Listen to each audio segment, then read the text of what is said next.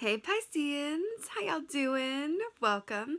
We're going to be taking a look at your first half of July general reading here. So in your meditation, it was short and sweet, and I don't want to work too hard to figure it out. I'm just going to tell you what it is, and then I want to get right to the cards. So I saw the image of a whale. I see a lot of whales whenever I read for you guys, Pisces. This is not a stretch. You are water signs and deeply empathic, and whales are a symbol of empathy. And also music and healing sound qualities and sound baths and all of those wonderful medicinal properties of sound. So I saw the image of a whale in the ocean, you don't say. And then I saw an image of a single fish attached to a pink balloon floating up out of the sea and then hanging midair above the water. And then I saw the words, timing is everything. So briefly, the color pink is associated with heart healing and emotions and the heart chakra, which is related to whale energy. So it's interesting because you guys are represented by the fish, right? So the aspect of that, literally seeing a fish out of water with the words timing is everything. Fish medicine is largely about really connecting yourself and aligning yourself with divine timing so that everything that is yours can flow to you. It's about being in the right place at the right time so that you can connect with the opportunities and insights and all of the divine synchronicities of life that are yours by being in a certain flow, right? By allowing yourself to align with a pacing and a mindset that is separate from our egoic, fearful states and align directly with divine timing and energy. That is how we align with what is in our highest and best good. So, very interesting. Let's go ahead and see what your cards have to say. Hey Pisceans, let's go ahead and see what your animal energy is for the first half of July. Oh, brilliant. Okay. Brilliant. So you got the dragonfly. Let's talk. So beautiful air energy here. Dragonfly equates to that of the Ace of Swords in the tarot. And dragonfly medicine is very much about dream time, first of all, getting messages through dream time. But it's also about clarity. It's about illusion versus what is real. It's about, are we seeing the truth of something, of ourselves? Are we being mindful of our thought patterns? If thoughts are things, right? Are we giving the same sort of observation and attention to the thoughts that we think as we do to the food we eat, to the time we go to bed, to the, to-do lists, as it were? So this is that thoughts are things and drawing attention to, clarity versus illusion, truth, and then also, like I said, messages that come during dream time. Dragonfly energy is really, really about, let's just cut through all of the cobwebs and get to the fine points of something, to the core of something, right? Which is interesting, because I'm seeing an image of the golden egg from the Krans deck, which talks about the unstruck sound. And that is drawing a parallel for me to the whale energy. So if we're going to talk about, discerning the truth of something, the number one way to do that, it's a cliche for a reason, darlings, is because the heart never lies, right? And what did I say? The heart aligns with, or the whale aligns with the heart chakra. So it could be getting out of the mind or clearing any misconceptions or illusion or confusion or analysis paralysis of the mind and connecting directly in with the heart space for clarity. And what's really interesting here is I saw, the fish out of water being dangled in the air. And then we have air energy here, but this dragonfly is also related to water energy. This is the symbol, the upside down blue triangle here is the symbol of water. So we have water and air together, and those are two elements that came up in your meditation. So that could be an interesting theme for you during this time as well. Let's see what's going on. What is going on? Ooh, more oceanic imagery. So you got the Page of Pentacles here. It's really beautiful the way that it's depicted with this beautiful octopus energy under a moonlit sky. You know, you guys are also related to the moon as well in the tarot. So it's really, really beautiful here that you're getting this. Now let's talk, because it gets even deeper. So octopus energy is one of those rare hybrid energies where it is a hybrid of 7 of Cups and 9 of Cups. Now, 7 of Cups is directly related to Dragonfly energy, right? Where the Ace of Swords is the cure to the 7 of Cups. 7 of Cups is confusion, analysis, paralysis, having a lot of options. It could be a dream deferred, right? And then we have the 9 of Cups, which is about wish fulfillment and an abundant life, an abundant lifestyle, having a lot of good things going on, right? Maybe even to excess, but it's one of those more is more keys. So it's interesting with this octopus energy that you have this hybrid aspect of 7 of Cups, which is having a lot of options that can lead to analysis, paralysis, confusion, brain fog. But the gift of that, what makes it a hybrid energy, is if you can use the Ace of Swords on the 7 of Cups energy, you get gifted the 9 of Cups energy, which is wish fulfillment. 7 of Cups goes, can you make a choice and can you find clarity? Wonderful. Then you graduate to the 8 of Cups where you're leaving behind the confusion and going, now that you're clear on things, going towards things and leaving things behind that are keeping you from your highest and best good. And then you arrive at the beautiful 9 of Cups, your own personal, fantastic wish fulfillment. So it does feel a bit like the ABCs and the 1, 2, 3s for you guys right now, but it feels really good. Now, Page of Pentacles in particular, that is earth energy, and yet it's very watery here, right? But Page of Pentacles, earth energy is about the things that embody your physical experience, right? Your home, your work, your physical body, all of those things. The Page of Pentacles is a very young, beginner, new start or fresh start energy. So it's interesting here with the Page of Pentacles. This can speak of beginning new projects, going back to school, graduating to, another class of school, learning new things, starting a new job, starting a new business, or picking up new skills, right? It's anything that involves your work life, your physical experience. This could be, adding things to your home, to your physical experience that really help you embody this incarnation more fully. Because again, this speaks of the physical aspects of life. So this could definitely be related. It's interesting how this is coming up, related to that 7 of Cups and that 9 of Cups hybrid energy, where you could be really thinking about or considering new roads, new roads ahead that could lead to bigger and better things, right? Because Page of Pentacles is the beginning of something, right? Or a new realization around something that could, be around for quite some time. But it's interesting because you see how this octopus is only got the 1 pentacle. Just the 1. It feels like you're going to be making some choices here. It feels like you're kind of getting the memo. If I, do all of these things, then I have less time for this other thing. So it feels like there's an editing system going on here where you're getting some clarity around, what, it's really, really time to focus in on what really matters to me and where I see myself in the future. And if I'm doing things that take up time that are not directly attributing to that goal, then I need to make some edits, right? Okay. Let's see what else is going on. Oh, yeah. Right. So we have the 4 of Swords. This is really fascinating, Pisces. Really, really fascinating. So let's talk. 4 of Swords. Interesting. Because the swords rule the realm of the mind, more air energy here, right? That's our communication, how we think about things, anything that rules the realm of, the thought patterns that we have as well. And we talked about the thoughts or things aspect of this energy, right?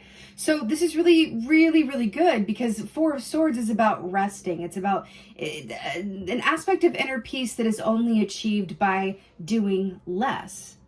Which is interesting because we're talking about that editing system and really getting clear on things and going, if this isn't serving my greater goal, then I really only have so much life to live and I only have so many hours in a day. So coming from that perspective. But 4 of Swords too is about a complete powering down. It's about, you know, really, really going within yourself, being within your own energy for clarity, right? It's interesting though.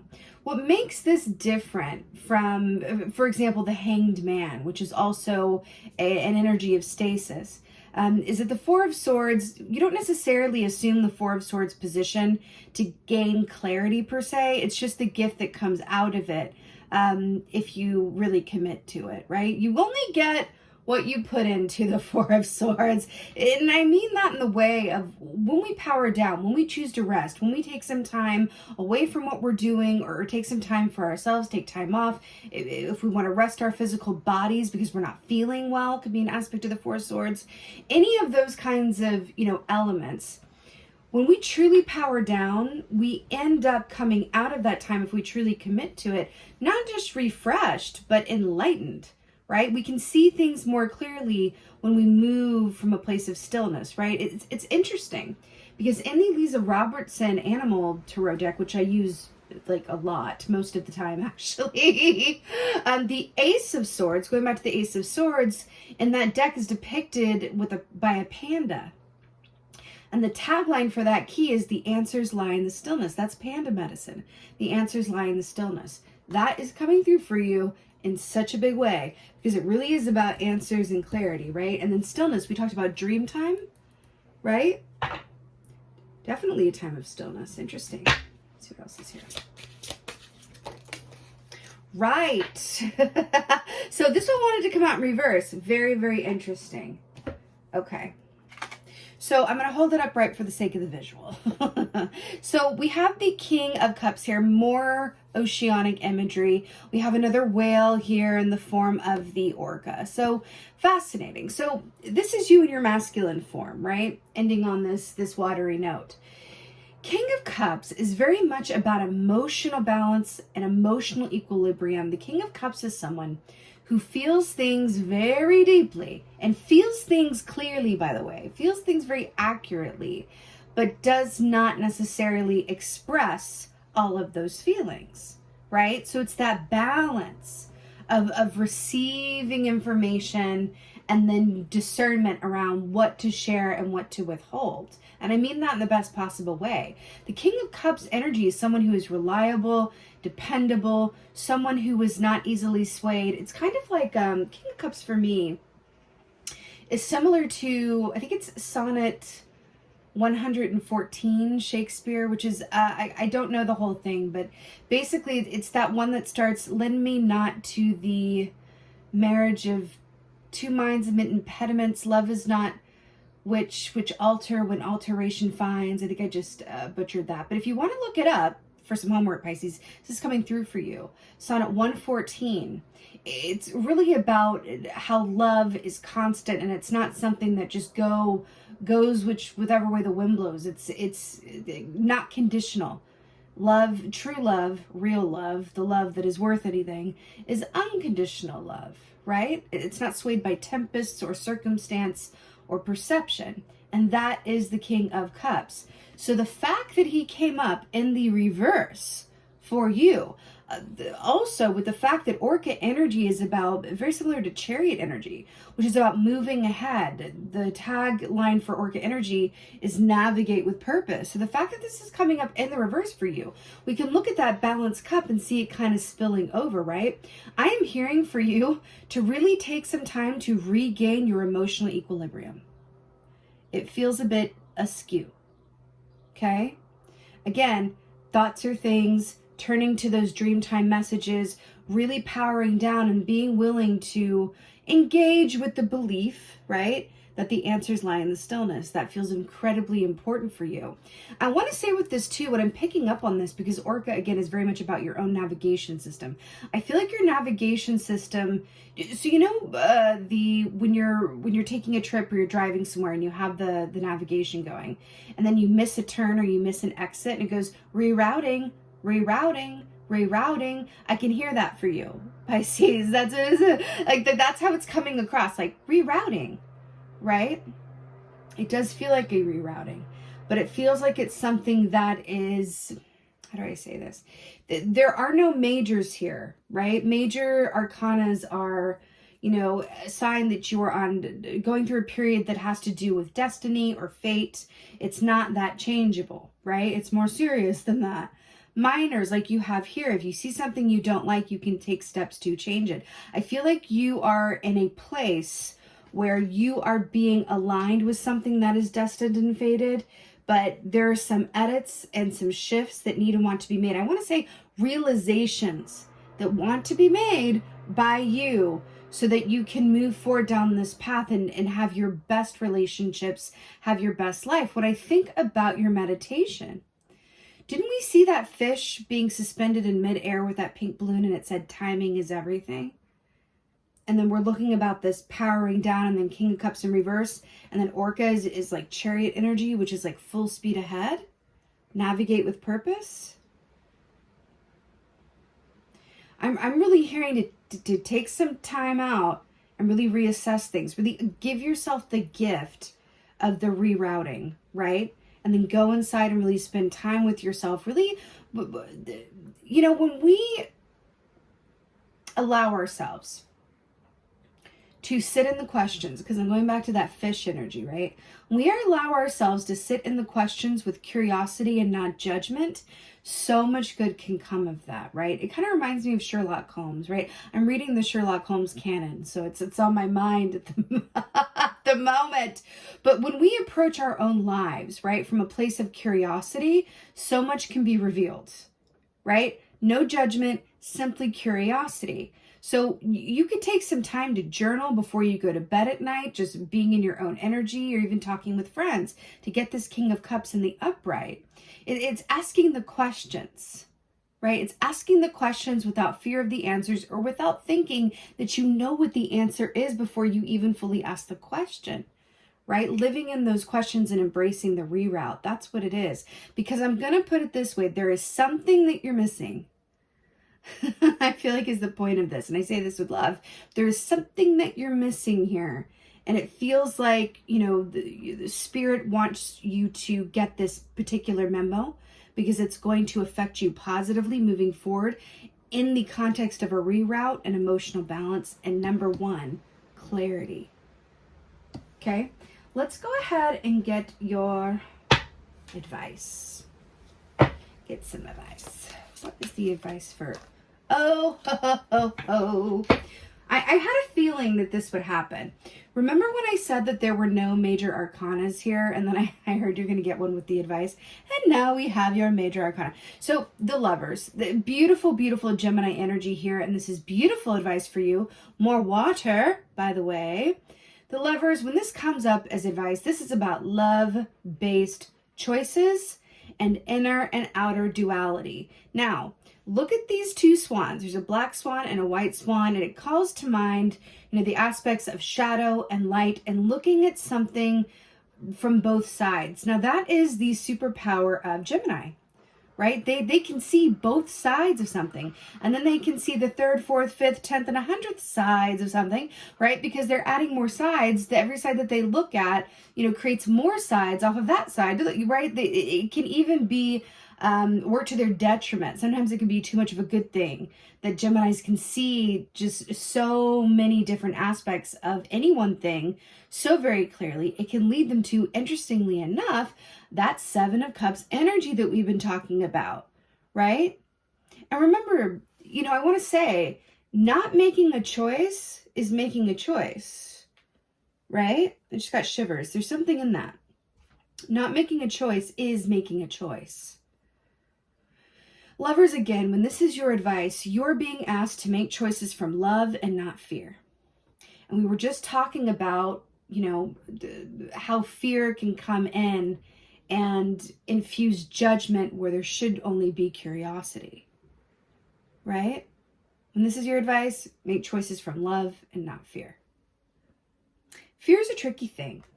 Sometimes we can make fear-based choices, but be really convinced that they're love-based choices.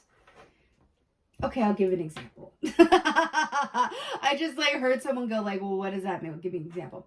Okay, I'm going to give you a brief example.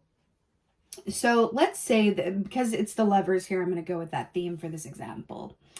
Let's say that you are thinking about moving in with your partner, just going off the cuff here.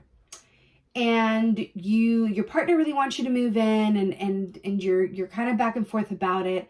And you think, you know what, I have reservations about this, but the love-based choice is to move in with my partner, and I'm doing it for love. And then you move in and you quickly discover that did not work out so well, and you go, but it was for love. Well, the information was in the fear was very implied there, right? Well, if it's not a hell yes, it's a no, right? So in that example, we can kind of rewind it back and go, okay, well, where was the fear hiding in that choice that was presenting itself as a love-based choice? Because you love someone, so doing something, in order to be with someone you love doesn't make it a love-based choice, right? The love-based choice at its origin is about your love for you. What do you want? That is the question. So rewinding that example, okay, well, my partner wants me to move in, and I want to make them happy, but I also need to make myself happy first. And something is telling me this is not the right time for this move. And so the love-based choice is going to be saying yes to myself and no to the person that I love. And if they are truly a match for me, they will understand and gift me patience. See where I'm going with this? So that's coming through for you in your advice, which is really beautiful advice when it's a major arcana like that. So let's go ahead and get an oracle. I feel like getting a feathered messenger. Let's lighten it up, shall we? Let's get a nice feathered messenger for Pisces. There's the oracle for Pisces. What is going on? Oh, Pisces, I just got shivvies. I'm so happy about this. Oh, this is so beautiful. Canary. Step forward now and sing your song. There is power in finding your voice. Fascinating. Because remember how we talked about music at the top with whale energy? Really, really interesting. And we're talking about love-based choices. And then this is about communicating and speaking your truth. And the truth going back to the Ace of Swords. Okay. Step forward now and sing your song. There is power in finding your voice. That is so, so, so, so beautiful. Pisces, I am sending you so much love and many blessings with this. When Canary is with you, look at that Canary in Lovers. Look at this. I feel like this is, what you want to take away from this reading.